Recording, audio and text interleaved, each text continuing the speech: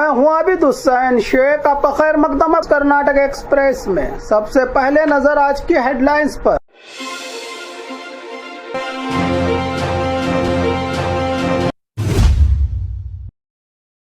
मौज मस्ती बनी मौत का आखिरी सफर। फोटो वीडियो के चक्कर में एक ही परिवार के 5 लोग कावेरी नदी में डूबने का दर्दनाक हादसा।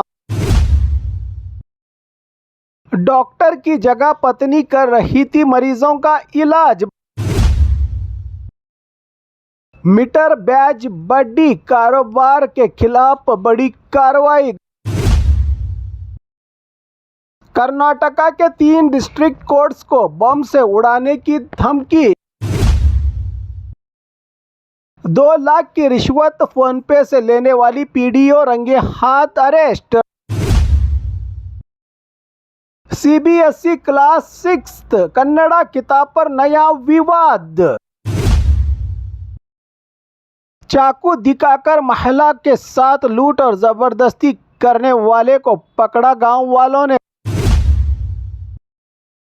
गृह लक्ष्मी योजना में 225 करोड़ की बड़ी गड़बड़ी। सीएजी की रिपोर्ट से मचा हंगामा। राशन कार्ड और पेंशन के लिए 6 महीने से दफ्तरों के चक्कर। 2 बुजुर्ग महिलाओं की दर्दनाक सच्ची कहानी का ये मंजर। खबरें विस्तार से। मौज मस्ती बनी मौत का आखिरी सफर। फोटो वीडियो के चक्कर में एक ही परिवार के 5 लोग कावेरी नदी में डूबने का दर्दनाक हादसा। मंडिया के मुत्तुथी में दिल दहला देने वाला हादसा सामने आया है। चन्नापट्टना से घूमने आए एक ही परिवार के 5 लोग कावेरी नदी में डूबकर जान गंवा बैठे। जानकारी के मुताबिक फोटो और वीडियो लेने के लिए नदी के अंदर गए परिवार के सदस्य अचानक गहरे पानी और भंवर की चपेट में आ गए। एक को बचाने की कोशिश में बाकी लोग भी पानी में डूब गए। मरने वालों में महिलाएं और एक युवा लड़की शामिल है, जबकि एक छोटा बच्चा सुरक्षित बच गया। घटना के बाद परिवार में मातम का माहौल है और रिश्तेदारों का रो रो कर बुरा हाल। पुलिस ने मामला दर्ज कर जांच शुरू कर दी है कि जानकारी दी मीडिया के आगे मंडिया एसपी शोभा रानी। इन्होंने डॉक्टर की जगह पत्नी कर रही थी मरीजों का इलाज। बागलकोट प्राइमरी हेल्थ सेंटर में बड़ा खुलासा। डॉक्टर की जगह पत्नी कर रही थी इलाज। डीएचओ ने थमाया शोकॉस नोटिस। बागलकोट के कलादगी प्राइमरी हेल्थ सेंटर से हैरान कर देने वाला मामला सामने आया है। आरोप है कि सरकारी डॉक्टर की जगह उनकी पत्नी मरीजों का चेकअप कर रही थी, दवाइयां बांट रही थी और गर्भवती महिलाओं को भी ट्रीटमेंट दे रही थी। वीडियो सामने आने के बाद हेल्थ डिपार्टमेंट में हड़कंप मच गया है। मामले की गंभीरता को देखते हुए डीएचओ मंजुनाथ ने डॉक्टर को शोकॉस नोटिस जारी कर दिया है। नोटिस में पूछा गया है कि बिना किसी आधिकारिक पद के उनकी पत्नी हॉस्पिटल में मरीजों का इलाज कैसे कर सकती है। फिलहाल मामले की जांच जारी है। डॉक्टर से जवाब मांगा गया है। एचवी लेबरगी बताया जा रहा है। डॉक्टर का नाम, पति डॉक्टर और पूरा दरबार चला रही थी पत्नी। मीटर बैज बड्डी कारोबार के खिलाफ बड़ी कार्रवाई। गदग पुलिस ने मीटर बैज इलीगल मनी लैंडिंग रैकेट के खिलाफ बड़ी कार्रवाई शुरू कर दी है। आरोपी मनोहर के घर और ऑफिस पर एक साथ 6 जगहों पर रेड की। एसपी रोहन जगदीश के मार्गदर्शन में बनाई गई स्पेशल टीम ने इस ऑपरेशन को अंजाम दिया। पुलिस के मुताबिक मनोहर कट्टीमनी लोगों को ज्यादा बैज बड्डी पर पैसा उधार देता था और बदले में ब्लैंक चेक्स, बॉन्ड पेपर्स और प्रॉमिसरी नोटिस अपने पास रखता था। आरोप है कि पैसा वसूली के लिए लोगों को धमकाया भी जाता था। रेड के दौरान पुलिस ने 150 से ज्यादा चेक्स, 65 से ज्यादा ब्लैंक बॉन्ड्स पेपर, 422 ग्राम सोना, लाखों रुपये कैश और कई अहम डॉक्यूमेंट्स जब्त किए हैं। कुछ शराब की बोतल्स भी सीज की है पुलिस ने। रेड के दौरान एसपी रोहन जगदीश ने बताया कि लोकल इंटेलिजेंसी और पुलिस खबरियों की जानकारी के आधार पर कई दिनों से इस मामले की निगरानी की जा रही थी। पक्की जानकारी मिलने के बाद सुबह सवेरे ही ऑपरेशन शुरू किया गया। इस संबंध में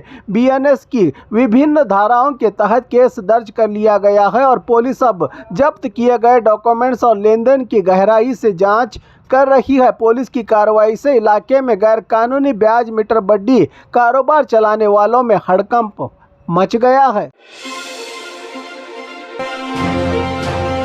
कर्नाटका के 3 डिस्ट्रिक्ट कोर्ट्स को बम से उड़ाने की धमकी। शिवमोगा, कारवार और चामराजनगर में हाई अलर्ट। कर्नाटका में अफरा तफरी का माहौल तब पैदा हो गया जब शिवमोगा, कारवार और चामराजनगर के डिस्ट्रिक्ट कोर्ट को बम ब्लास्ट की धमकी भरा ईमेल मिला। शरारत करने वाले बदमाश लोगों ने जजिस के ईमेल पर मैसेज भेजकर गैस सिलेंडर के जरिए धमाका करने की धमकी दी। इस खौफनाक संदेश के बाद तीनों जिलों के कोर्ट परिसर में सुरक्षा बढ़ा दी गई। बम डिस्पोजल स्क्वाड और पुलिस टीम ने मौके पर पहुंचकर पूरी तलाशी ली। फिलहाल किसी भी तरह के ब्लास्टिंग का सामान नहीं मिला है, लेकिन पुलिस धमकी भेजने वाले की तलाश में जांच तेज कर चुकी है। 2 लाख की रिश्वत फोन पे से लेने वाली पीडीओ रंगे हाथ अरेस्ट। रायचूर में लोकायुक्त ने बड़ी कार्रवाई करते हुए ग्राम पंचायत पीडीओ लक्ष्मी और उसके पति को रिश्वत के मामले में गिरफ्तार कर लिया है। आरोप है कि 2 एकड़ जमीन का खाता और लेआउट मंजूरी के लिए महबूब अली से 2 लाख रुपयों की रिश्वत की डिमांड रखी गई थी। पीडीओ ने पहले 1,50,000 रुपये अपने पति के अकाउंट में फोन पे के जरिए ट्रांसफर करवाए थे। रुपये बाकी रकम लेने के दौरान लोकायुक्त ने जाल बिछाकर उन्हें रंगे हाथ पकड़ लिया। डिजिटल ट्रांजैक्शन के सबूत भी हाथ लगे हैं। लोकायुक्त के इस कार्रवाई के बाद स्थानीय शासन में हड़कंप मच गया है। सीबीएसई क्लास 6 कन्नड़ा किताब पर नया विवाद।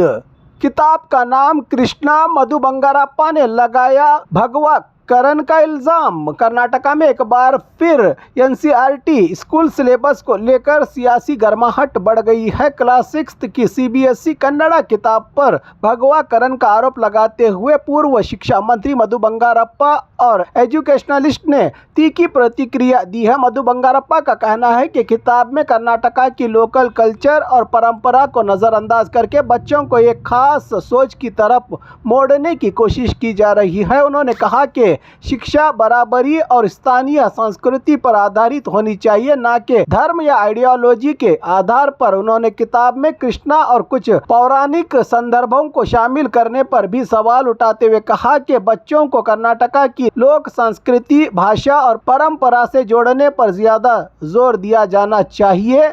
मधु बंगारप्पा ने स्पष्ट किया कि वो किसी धर्म के विरोध में नहीं, बल्कि सिलेबस में सभी के लिए एक समान और बैलेंसिंग शिक्षा की मांग कर रहे हैं। इस मुद्दे पर अब राजनीतिक बहस तेज हो गई है। राज्य भर में और आने वाले दिनों में विवाद और बढ़ने के आसार नजर आ रहे हैं।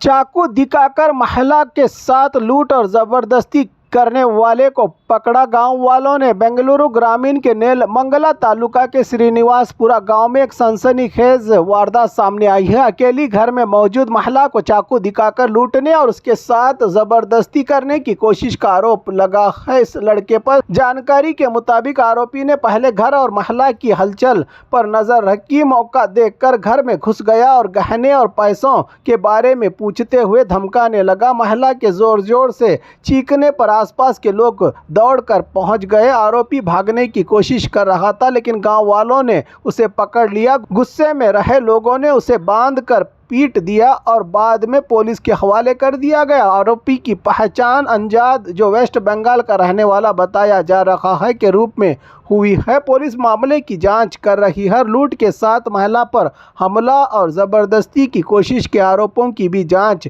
जारी है। इस घटना के बाद गांव के लोगों में खौफ और गुस्सा दोनों देखने को मिल रहा है।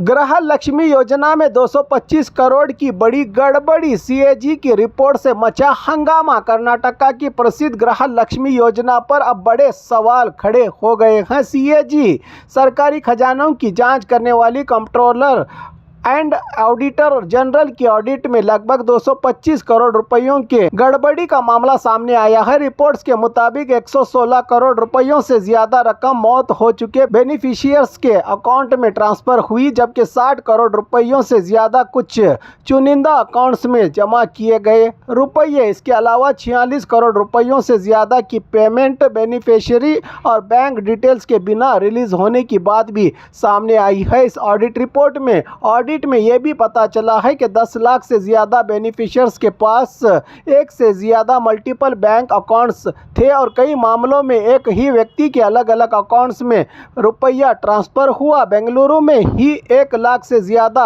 बेनिफिशियर्स के मल्टीपल एक से ज्यादा बैंक अकाउंट होने का खुलासा हुआ है। इस रिपोर्ट में सीएजी ने महिला और बाल विकास विभाग से इस मामले में जवाब मांगा है। साथ ही योजना के प्रचार और प्रसार के लिए दिए गए लगभग 4 करोड़ रुपयों के एडवर्टाइजमेंट कॉन्ट्रैक्ट पर भी नियमों की अनदेखी का आरोप लगाया गया है। अब सबकी नज़र सरकार पर है कि इस बड़े खुलासे के बाद क्या एक्शन लिया जाता है और गृह लक्ष्मी योजना में ट्रांसपेरेंसी बढ़ाने के लिए कौन से नए कदम उठाए जाते हैं। राशन कार्ड और पेंशन के लिए 6 महीने से दफ्तरों के चक्कर। 2 बुजुर्ग महिलाओं की दर्दनाक सच्ची कहानी का ये मंजर। चिकबल्लापुर के नमीलू गुरकी गांव की 2 70 वर्षीय बुजुर्ग महिलाएं नरसम्मा और चिक गंगम्मा राशन कार्ड और पेंशन के लिए पिछले 6 महीनों से सरकारी दफ्तर के चक्कर काट रही हैं, लेकिन अब तक उनकी सुनवाई नहीं हुई। परिवार वालों ने उनका साथ छोड़ दिया। राशन कार्ड से नाम हटा दिया गया है और नया कार्ड भी नहीं बना। कई बार राशन डिपो पहुंचने पर उन्हें कहा गया कि उनका नाम लिस्ट में नहीं है, इसीलिए राशन नहीं मिल सकता। बुजुर्ग महिलाओं ने अपनी परेशानी एमएलए प्रदीप ईश्वर के सामने भी रखी, जिन्होंने अधिकारियों को समस्या सुलझाने का आदेश दिया। इसके बावजूद हालात में कोई सुधार नहीं हुआ। मीडिया से बात करते वक्त दोनों महिलाओं ने हाथ जोड़कर कहा कि उनके पास खाने तक के पैसे नहीं हैं, पेंशन भी 3 महीने से बंद है और घर में एक मानसिक रूप से अस्त व्यस्त बेटे की जिम्मेदारी भी इन्हीं के कंधों पर है। अब सवाल ये है कि क्या जिम्मेदार अधिकारी इन बुजुर्ग महिलाओं की मदद करेंगे या उनका दफ्तर दर दफ्तर भटकना यूं ही जारी रहेगा।